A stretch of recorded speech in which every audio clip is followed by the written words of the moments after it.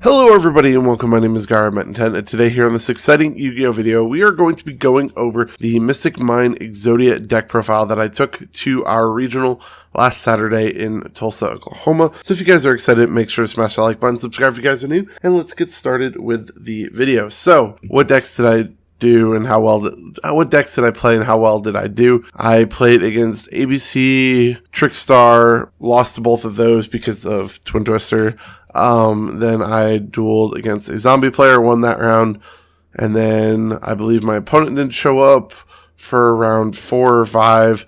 I also placed against another True Draco, a True Draco player who I lost to. I played like 3 True Draco players, 2 or 3, and then my opponent didn't show up. I beat Guru Control, which Invoked 101 was playing. Yeah, that was a hilarious matchup, but that's really about all the matchups that I faced.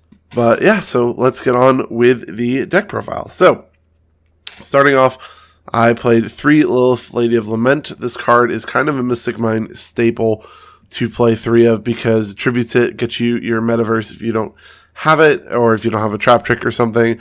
It's also really good because it can help you get your Reckless Greed for this version of the deck. So I played 3 of those.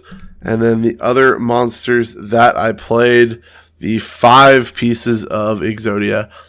I did not draw Exodia at all this entire tournament. It made me really sad. I came really close a lot of times, and then I either just ended up losing or I burned my opponent before I had a chance to lose, pretty much. So played 5 pieces of Exodia. Now, moving on to the spell cards, I played 3 Pot of Extravagance, definitely needed card in the deck, and then also played 3 Pot of Duality. These cards, very, very strong together. You draw 2 and then get another card out of your deck.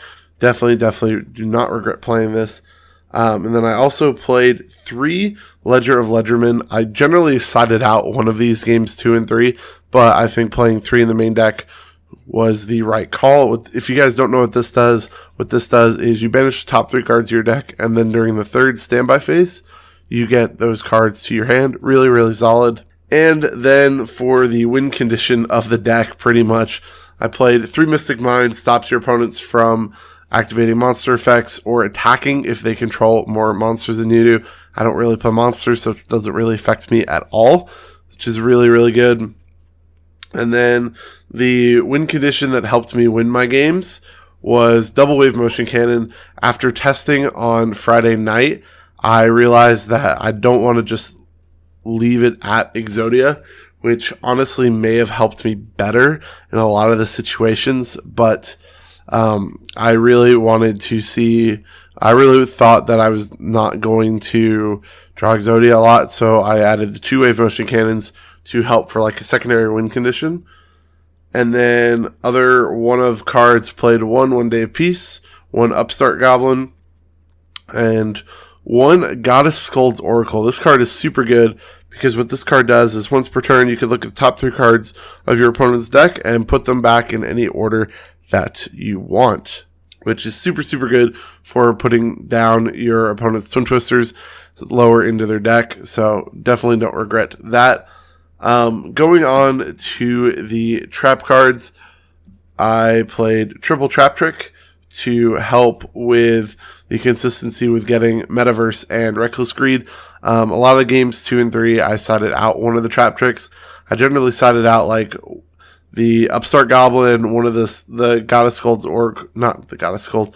Generally, I sided out one of the trap tricks, the Upstart, and one of the Ledger of Ledgermen's game 2 and 3 to side in 3 cards.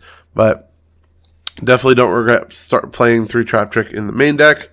And then our trap trick targets were obviously 3 Metaverse. This was the card we wanted to see most often to help replenish our Mystic Mines. And then we also played 3 Reckless Greeds to help us draw into Exodia. Kind of self-explanatory there. This whole deck is kind of self-explanatory. I think I should have played Burn instead of Exodia, but Exodia was just too much fun. And then I also played 2 Ojama Trios. That way, give my opponent some monsters. Really, really good card. And then probably the MVP for my deck was 2 Unending Nightmares. This was really good, especially against Guru, because when they'd activate Final Battle, I'd pay 1,000 life points and pop the Final Battle, so that way they can't reset it, which was really, really good. And then this was just probably the MVP card for my deck, helping me out Imperial Order a couple times. And last 3 cards in my deck, played 2 Dark Bribes and a Solemn Judgment. I didn't want to play 3 Dark Bribes because I wanted to have the Solemn Judgment in my deck. This was my 41st card, and I do not regret it. Now, moving on to the side deck, the extra deck, I played 3 Link Spiders for the mirror match, so that way I could go into Secure Gardna, and then also a Proxy Dragon to help go into Secure Gardna if my opponent gave me a bunch of tokens. And then if my opponent gave me tokens, I could also go into Pentastag underneath the Link Spider to start doing some piercing damage. Just helpful for the mirror match. And then some other cards that I never went into really. Nightmare Cerberus Phoenix. I didn't really go into anything in my extra deck except for, I think I went into Secure Gardna once. But I also played Trisbania. And then also, I was kind of worried about playing Cyber Dragons. And so I thought it'd be funny. So I included 2 Mega Fleets and a Fortress Dragon in my extra deck. Everybody else I went with played against Cyber Dragons. I did not. And then the last card in my extra deck, 1 Thunder Dragon Colossus. This is the reason why I didn't do well, because Thunder Dragon players can never do well. It's the curse of Thunder Dragons. And then I had my 5 Ojama tokens, just super, super cool. I got these when I was going to play Burn and play Ojama Duo, but I still like these. They're custom-made ones. They're not the expensive ones, but they're still pretty cool. And then moving on to my side deck, the most sided-in card that I had was Triple DDD Rebel King Leonis. This helped me against Trickstar player. That's the reason why I went 1-2 against them, because this card helped me win that game against them. Super, super good. Stops you from taking burn damage. It was meant for the mirror match, but it helped against Trickstars. And then I sided 2 Lancia for Orcus. Didn't play any Orcus, so I didn't side it in. I played 2 Ghost Sisters. I didn't really know what to put in my side deck, so I added Ghost Sisters. Sided these in once, didn't see him. And then for the True Draco matchup to kind of sort of help, I played 3 Twin Twisters. I sided these in all the time because every deck I was playing against had a bunch of back row, so definitely needed. 2 Demise the Land, didn't see it. 1 Skull's Oracle, didn't ever side it in. And then 2 Ring of Destructions. This was supposed to be for True Draco, but didn't really come in any handy.